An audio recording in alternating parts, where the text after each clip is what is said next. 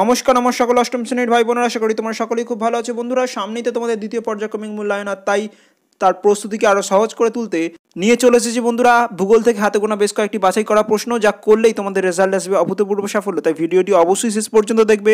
ভালো লাগলে বন্ধুদের মধ্যে যতটা পারো ভিডিওটি শেয়ার করে দাও, আর চ্যানেলটিতে নতুন হলে সাবস্ক্রাইব করতে কিন্তু একদম ভুলো না। আর ভিডিওটি পজ করে অবশ্যই স্ক্রিনে দেওয়া নাম্বার প্যাটার্নটি দেখে নিও। তো চলো কথা না বাড়িয়ে ভিডিওটি শুরু করা যাক।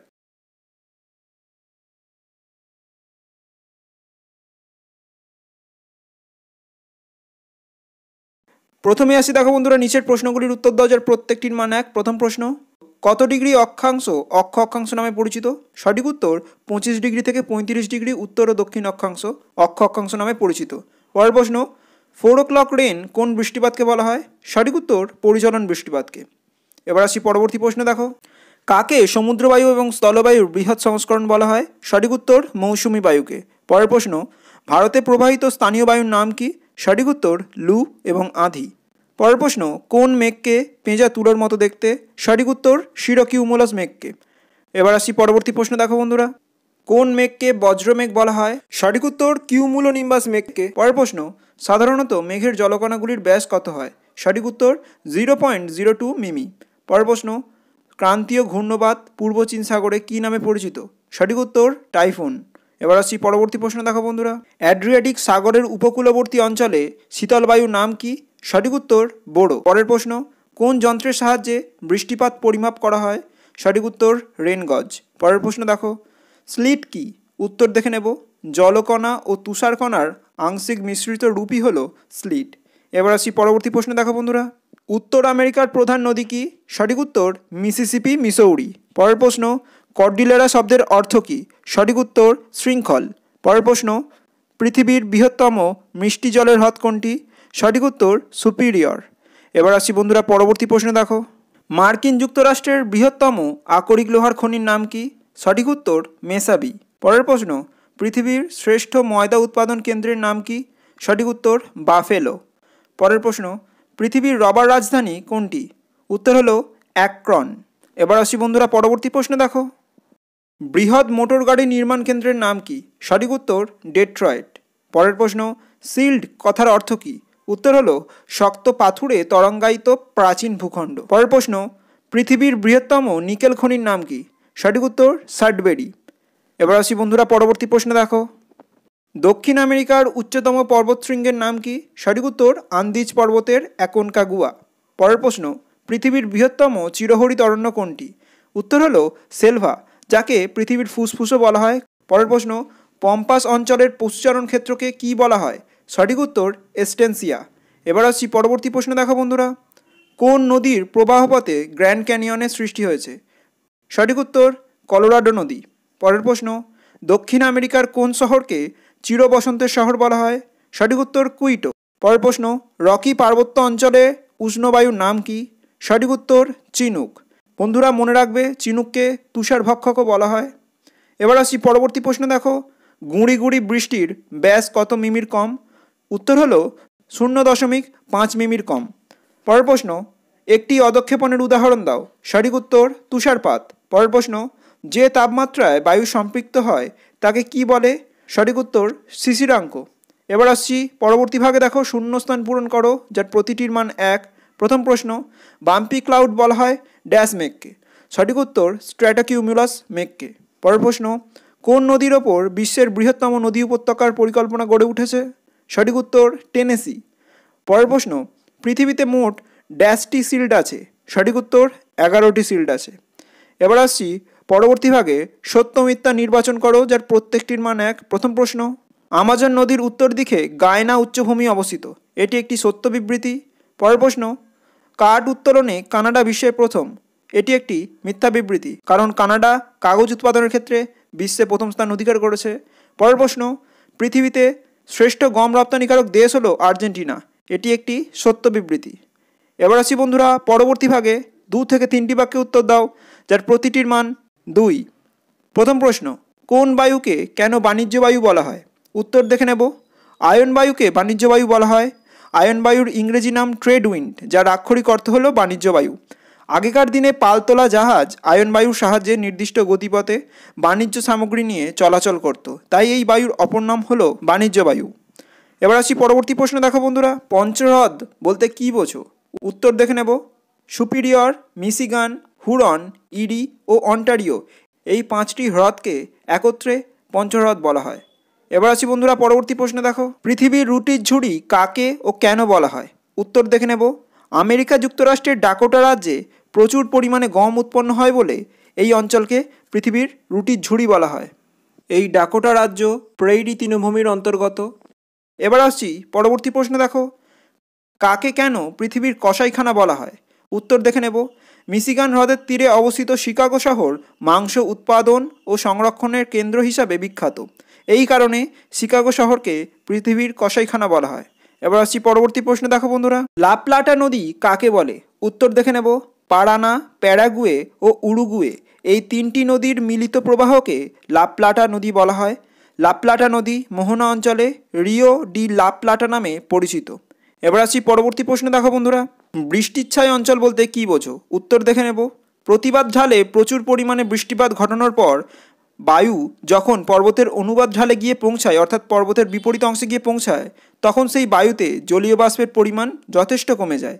এই কারণে অনুবাদ ঢালে প্রতিবাদ ঢাল অপেক্ষা খুবই কম বৃষ্টিপাত হয়, তাই এই পর্বতের অনুবাদ ঢাল বৃষ্টিচ্ছায় অঞ্চল নামে পরিচিত, যার উদাহরণ হলো শিলং। আসছি পরবর্তী প্রশ্নে। গুঁড়ি গুঁড়ি বৃষ্টি ও সমবর্ষণ রেখা কাকে বলে? উত্তর দেখে নেব।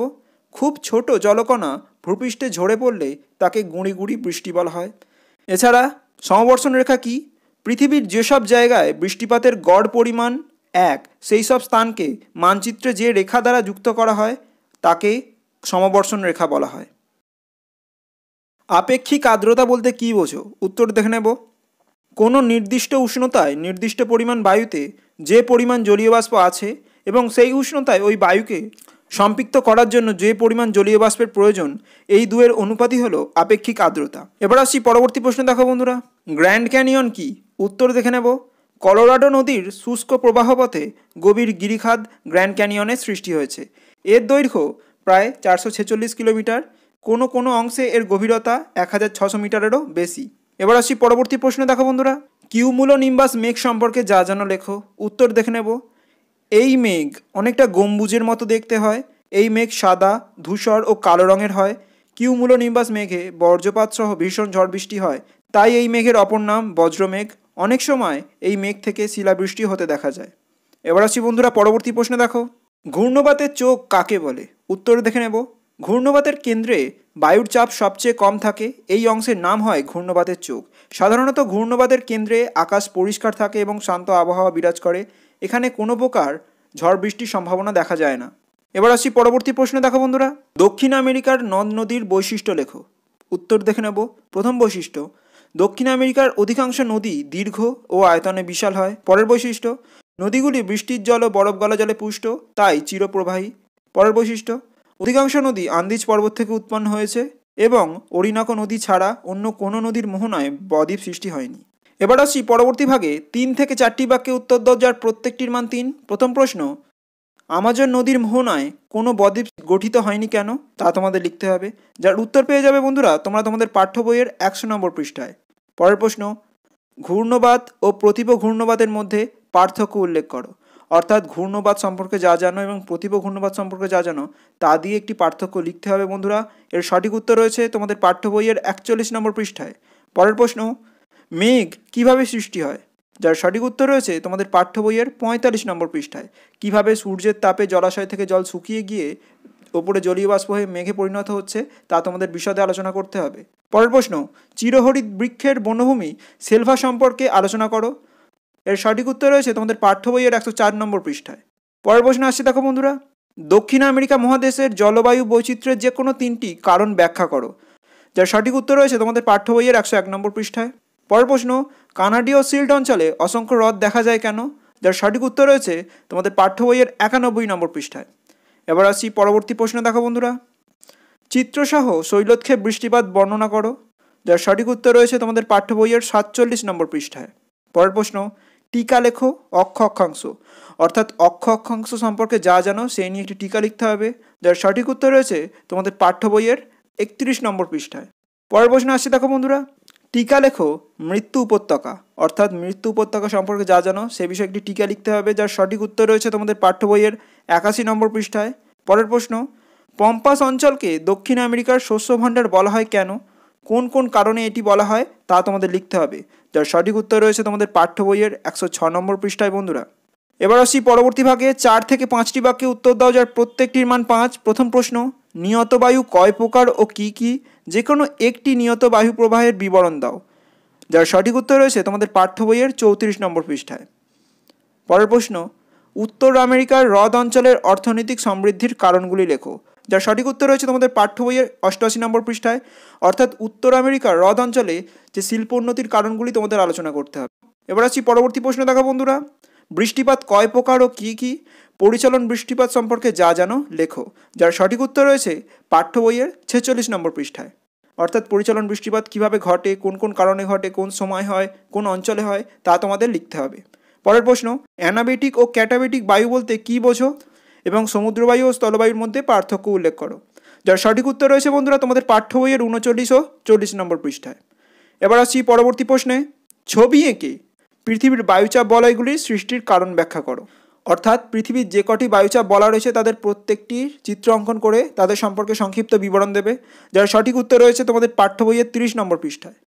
পরের প্রশ্ন, কানাডীয় সিল্ট অঞ্চলে কাষ্ঠ এবং কাগজ শিল্পের উন্নতির কারণ লেখো। বন্ধুরা তোমাদের পরীক্ষায় এর থেকে যে কোনো একটি আসবে, তবে তোমরা দুটোই করে যাবে। কানাডীয় অঞ্চলে কী কী কারণে কাঠ ও কাগজ শিল্পে উন্নতি ঘটেছে তা তোমাদের লিখতে হবে। সুলভ শ্রমিক থেকে শুরু করে কাঁচামালের সহজলভ্যতা ইত্যাদি যে সকল কারণে এর উন্নতি ঘটেছে তা তোমাদের লিখতে হবে, যার সঠিক উত্তর রয়েছে তোমাদের পাঠ্য বইয়ের 93 নম্বর পৃষ্ঠায়। বন্ধুরা আজ এ পর্যন্তই। ভিডিও সংক্রান্ত কোনো অসুবিধা হলে অবশ্যই কমেন্টে লিখে জানাবে। দেখা হচ্ছে পরের ভিডিওয়, ততক্ষণ সুস্থ থেকো, সাথে থেকো, নমস্কার।